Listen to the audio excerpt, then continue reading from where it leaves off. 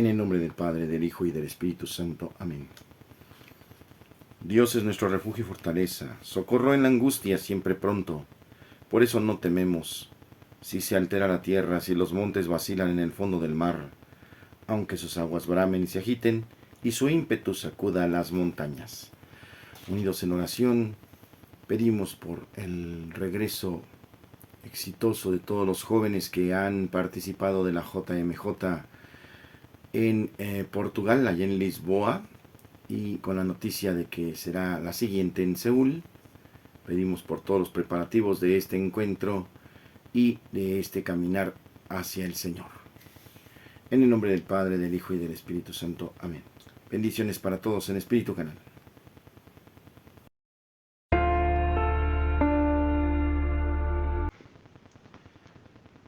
Del Santo Evangelio según San Mateo, capítulo 14, versos 13 al 21.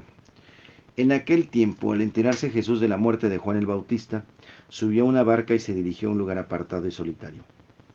Al saberlo, la gente lo siguió por tierra desde los pueblos. Cuando Jesús desembarcó, vio aquella muchedumbre, se compadeció de ella y curó a los enfermos. Como ya se hacía tarde, se acercaron sus discípulos a decirle: estamos en despoblado, empieza a oscurecer. Despide a la gente para que vayan a los caseríos y compren algo de comer.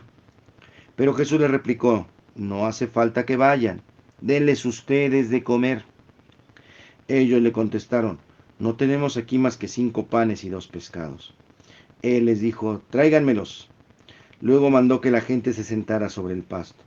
Tomó los 5 panes y los 2 pescados, y mirando al cielo, pronunció una bendición. Partió los panes y se los dio en pedazos. Los discípulos lo recibieron y lo distribuyeron a la gente. Todos comieron hasta saciarse, y con los pedazos que habían sobrado, se llenaron 12 canastos. Los que comieron eran unos 5,000 hombres, sin contar a las mujeres y a los niños. Palabra del Señor. En el Evangelio de hoy, signo eucarístico de esta multiplicación de los panes y los peces, sin olvidar los 2 subrayados iniciales de este fragmento. Primero, la muerte de Juan el Bautista, sin duda, debió llenar de tristeza a nuestro Señor Jesús. Nos manifiesta el Evangelio que se fue solo, que se apartó en una barca y que estaba en reflexión, seguramente estaba viviendo pues esa tristeza de saber que Juan el Bautista, tan querido por Jesús, ya había muerto. Obviamente lo sabe todo, pero no niega su parte humana, ¿verdad? Jesús, siendo verdadero Dios y verdadero hombre, que también expresa esa tristeza. Y todavía más cuando ve al pueblo con hambre de fe, como ovejas sin pastor, los ve totalmente necesitados. Y entonces comienza su predicación.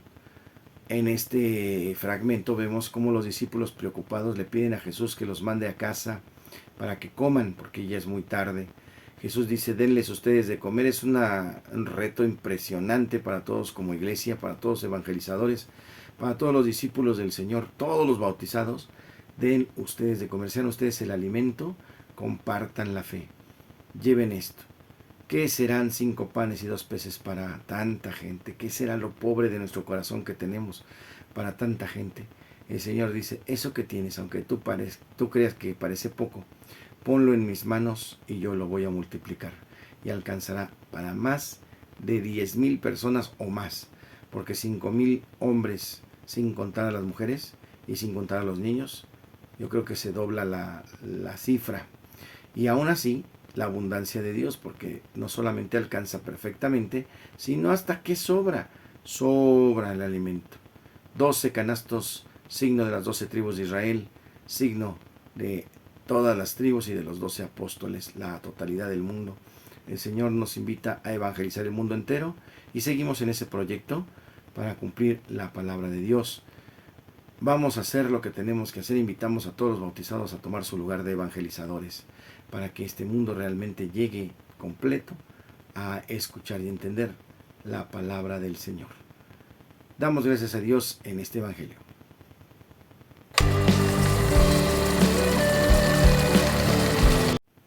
La dificultad de ser un joven católico. Cada vez se vuelve más y más difícil ser un joven católico.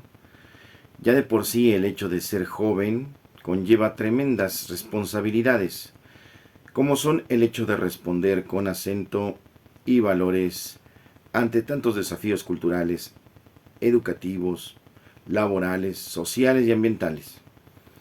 Y si le ponemos a ese joven el nombre de católico, seguidor de Cristo, pues mayor es la dificultad, pues implica vivir aquello que nos decía San Juan Pablo II: jóvenes, les invito a vivir un nuevo martirio, el martirio de ir contracorriente, mismo llamado que hoy se está haciendo real, mismo llamado que el Papa Francisco nos invita a vivir, a todos los jóvenes del mundo. Cuando tenemos un encuentro personal con Jesucristo, en el retiro, en el curso, en la conferencia, en hora santa, en la misa, experimentamos el amor de nuestro Padre Dios, que nos ha llamado a su encuentro, nos abraza con ternura, como en la festividad del día de ayer, la transfiguración en el monte Tabor, misma que vivimos cada misa en la transubstanciación. Y luego vives la situación de seguir a Jesús para cerrar con broche de oro nuestra vida y esas experiencias que vamos teniendo poco a poco desde nuestro encuentro bautismal y durante nuestra vida cristiana. Como joven, preguntar siempre: ¿es válido hacer obligatorio en ocasiones la vida cristiana? Entender la obligación como algo que se tiene que cargar, se tiene que hacer, en negativo o en positivo. ¿Hay vida juvenil en el espíritu? La respuesta es claro que sí la hay. Preguntarnos: ¿qué es pues esa vida juvenil en el espíritu? Jesús dijo en Juan 10:10: yo he venido para que tengan vida y vida en abundancia. Pues esa tan mencionada vida en abundancia que vino a traer Jesús es precisamente la vida en el Espíritu Santo. Así es, si nos damos cuenta que los santos han hecho este caminar también, y muchos de ellos jóvenes. Jesús nos dijo: yo he venido para que sepan muchas cosas de mí. Yo he venido para que tengan mucha formación, para que tengan conceptos. No es solamente un conocimiento frío, sino un encuentro personal con alguien que transforma nuestras vidas y nuestros pensamientos.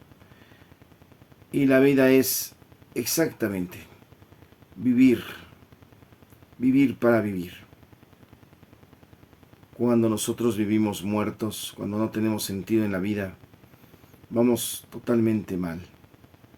En cambio, tomar el valor de ir en contracorriente del mundo es en esta vida en el Espíritu, que consiste en que sea precisamente el Espíritu Santo en nuestras vidas lo que profesamos en el credo: Señor y dador de vida, es decir, dueño de nosotros, dueño de ti, de tu vida, de tu pensar, de tu accionar, de tu persona, que incluye pues todas las áreas: físico, intelectual, psicológicas, también de salud, emocionales, sentimentales, relacionales, todo nuestro ser, todo completo. Hay muchos grupos de jóvenes. Podemos a veces entrar en la presunción de decir que somos muy buenos, pero lo importante aquí es abrir el corazón al Espíritu. Todo bautizado, por el hecho de serlo, posee dentro de sí el Espíritu. Lo importante no es tener al Espíritu Santo, sino que el Espíritu Santo nos tenga a nosotros. Y sea con Jesús, dueño de nuestras vidas, de nosotros completamente, para que nos guíe, nos ordene, nos mande en nuestra vida. Que me ordene, es decir, hacer, estar, quedarme, oírme, moverme, impulsarme. Son ejemplos importantes en la Sagrada Escritura que te empujen como a Jesús al desierto en Lucas 4:1, como a Felipe hacia el carro del funcionario etíope, Hechos 8:29, como a Pedro para que sea con sus hermanos se fuera Hechos 11:12, que nos envíe como a Bernabé y a Saulo, Hechos 13:4, que nos impida ir como a Pablo, Hechos 16:6, y como al mismo Pablo nos obligue a ir, Hechos 20:22. Es importante darnos cuenta cuáles son algunas claves de esta vida juvenil en el Espíritu. Veamos muy sencillamente algunas notas que vamos descubriendo a lo largo del caminar en el Espíritu y que pueden ayudarnos también a vivir como hijos de Dios, pues dice la palabra de Dios que los que son guiados por el Espíritu, esos son hijos de Dios. Romanos 8:14. Si el Espíritu Santo es persona divina, la tercera persona de la Santísima Trinidad, es precisamente sujeto de relación personal, es decir, que me puede relacionar con Él. Pues si es persona, Él habla, escucha, e incluso dice San Pablo que se le puede entristecer, lo cual nos da idea de que realmente es persona. Si bien es cierto, es una persona divina, pero al fin persona, vamos a darnos cuenta cómo en el libro de los Hechos de los Apóstoles, que también se le conoce como Hechos del Espíritu Santo, dice: lo único que sé es que en todas las ciudades a donde voy, el Espíritu Santo me dice que me esperan la cárcel y muchos sufrimientos. Hechos 20:23. Y también dice: y mientras Pedro todavía estaba pensando en la visión del Espíritu Santo, le dijo: mira, 3 hombres te buscan. Hechos 10:19. Así que, adelante, vamos a cultivar la relación con el Espíritu Santo, diariamente y a cada momento, en cualquier circunstancia y en todas las situaciones que vivimos. Comencemos ya. Si aún no lo hacemos, vamos a tomarlo en cuenta, vamos a tomarlo en serio, ser conscientes de su presencia, aprendiendo a estar siempre atentos a su mover, a su soplo, a la relación personal con el Espíritu Santo, en esa clave de juventud en el Espíritu. En la escucha del Espíritu Santo, definitivamente, si no lo escuchamos, no hay vida. En el libro del Apocalipsis, al final de la Biblia, vamos a encontrar muchas veces que nos dice que tengamos oídos para escuchar, que los usemos, o que el Espíritu dice a la iglesia, es decir, a ti y a mí. Escuchar al Espíritu implica estar atentos a su voz o a sus mociones. Tenemos muchos ejemplos: Apocalipsis 2:7, Apocalipsis 11:17, Apocalipsis 3:6 y 13:22. En el tema de hoy,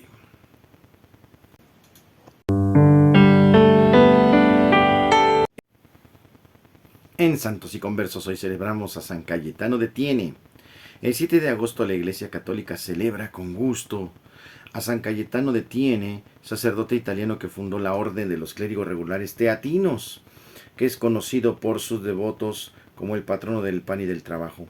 San Cayetano, que trabajó por la unidad de la Iglesia y los pobres, es en verdad un santo de primerísimo nivel, un santo también fundador, a quien cada año se realiza una peregrinación al santuario dedicado en su honor en el barrio de Liniers, en Buenos Aires, para celebrar su fiesta litúrgica e invocar su protección. San Cayetano fundó la Orden de Clérigos Regulares o Teatinos en 1524 junto a Bonifacio de Collier, Pablo Concilieri y Juan Pedro Carafa, que después sería el Papa San Pablo IV. El santo se propuso renovar al clero en su vida apostólica, espiritual y a la prédica de la doctrina, tomando como modelo la vida de los 12 apóstoles de Cristo. El santo tenía un profundo amor y respeto por la Santa Misa, y cuando fue ordenado sacerdote, se preparó durante 3 meses para celebrar la Eucaristía por primera vez. Luego de celebrar misa, San Cayetano quedó sobrecogido por el don de tan maravilloso don del que decía no considerarse digno. Su gran amor por la Eucaristía lo llevó a establecer en su pueblo la bendición con el Santísimo Sacramento y a promover la comunión frecuente de los feligreses. No estaré satisfecho sino hasta que vea a los cristianos acercarse al banquete celestial, con sencillez de niños hambrientos y gozosos, y no llenos de miedo y falsa vergüenza, escribió. La crisis que vivió la Iglesia en la época de Lutero motivó a San Cayetano a impulsar un verdadero cambio de vida y costumbres dentro de la Iglesia católica, pero sin dividirla.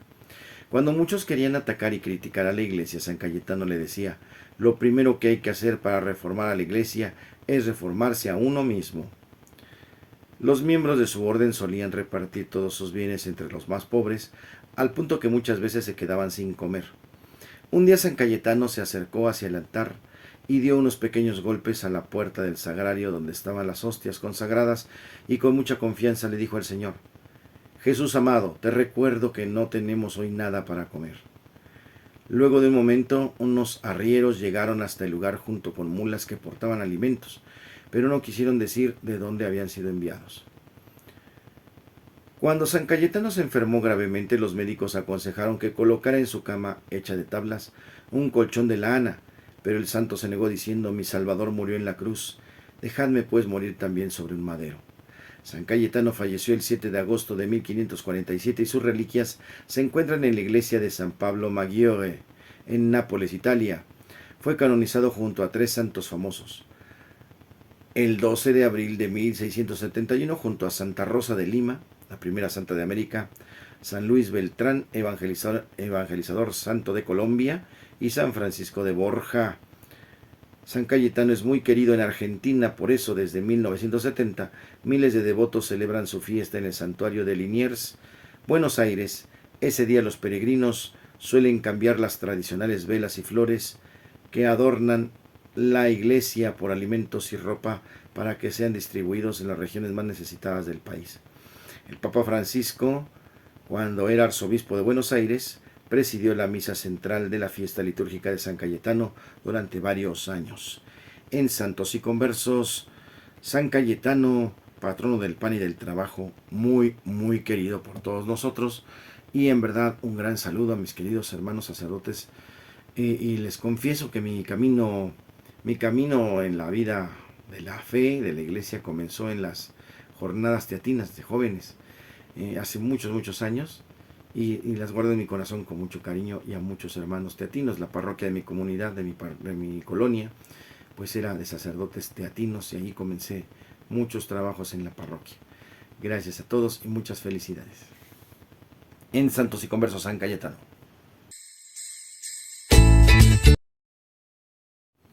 Y la rola del alma en esta ocasión se llama Toma mi sacerdocio, canto católico de Cuauhtémoc Nieblas, mejor conocido como Temoc Nieblas. Vamos a escucharla con atención.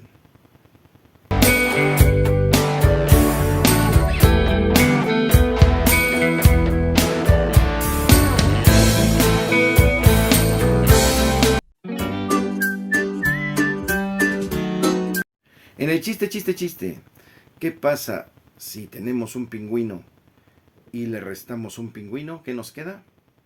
Ningüino. Gracias a Coyuntura por este chiste. Señor Jesús. Para curiosidades de la Iglesia Católica, una fe histórica. La fe monoteísta y teocéntrica de Israel es una fe histórica. Los llamados credos históricos de Israel expresan, sin duda, su profunda convicción de que Dios se dio a conocer en hechos concretos y dadores de vida, como la liberación de Egipto, la alianza del Sinaí, el don de la tierra, la elección de David y la promesa mesiánica. Por eso la historia bíblica es ante todo historia de salvación. Los credos históricos aparecen en textos variados. Nos encontramos en las confesiones de fe, Deuteronomio 26, 5 al 11, resúmenes, Josué 24, 3 al 13, catequesis, Deuteronomio 6, 20 al 23, Salmo 78, Salmo 105, Salmo 136, y también encontramos oraciones en Nehemías 9, 5 al 37 y discursos Judith 5, 6 al 10. Estos credos presentan distintas secuencias y articulaciones. A la primera secuencia, que llamamos elección patriarcal, liberación de Egipto, alianza Sinaí, entrada en la tierra de la tradición norteña, Moisés en el Sinaí, se añade la segunda secuencia, que es la elección de David, y Jerusalén, templo. La tradición, vemos en este caso, la sureña, ¿verdad?, del parte del sur, David, Jerusalén. Después del exilio se incorpora el tema de la creación como el primer acto de Dios. Finalmente, la cadena de intervenciones divinas a lo largo de los siglos se convierte en el eje articulador de las grandes síntesis históricas deuteronomista, sacerdotal y cronista. En curiosidades.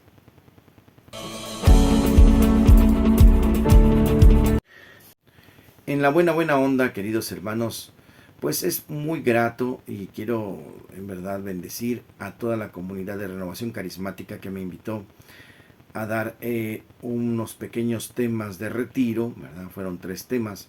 Fue sobre el amor de Dios, si realmente creemos en Dios y cómo fundamentar o enriquecer, robustecer la vida eclesial, nuestros grupos que tenemos. Me sentí muy contento de estar en Coyoacán y pues a todos los que estuvieron ahí, muchas gracias por asistir, gracias al grupo musical que también amenizó maravillosamente con cantos muy evangelizadores de la hermana Glenda y de Martín Valverde. Y por supuesto, pues estamos abiertos a otra invitación. Por ahí habrá otra reunión, parece que me estaban comentando, pues con mucho gusto, y a todos los que se han acercado a ser parte de este canal, Dios los bendiga. Les quisiera pedir que lo compartan. El Señor les guarda, les bendiga, les acerque su santo corazón a ustedes, a sus familias, les haga resplandecer su rostro sobre ustedes y les conceda la paz. Que les bendiga el Padre, el Hijo y el Espíritu Santo y les acompañe siempre. Yo soy el Padre Jorge Arturo Moreno. Gracias por estar conmigo en Espíritu Canal, comenzando esta hermosa semana. Bendiciones para todos y no se olviden darle like y suscribirse. Bendiciones.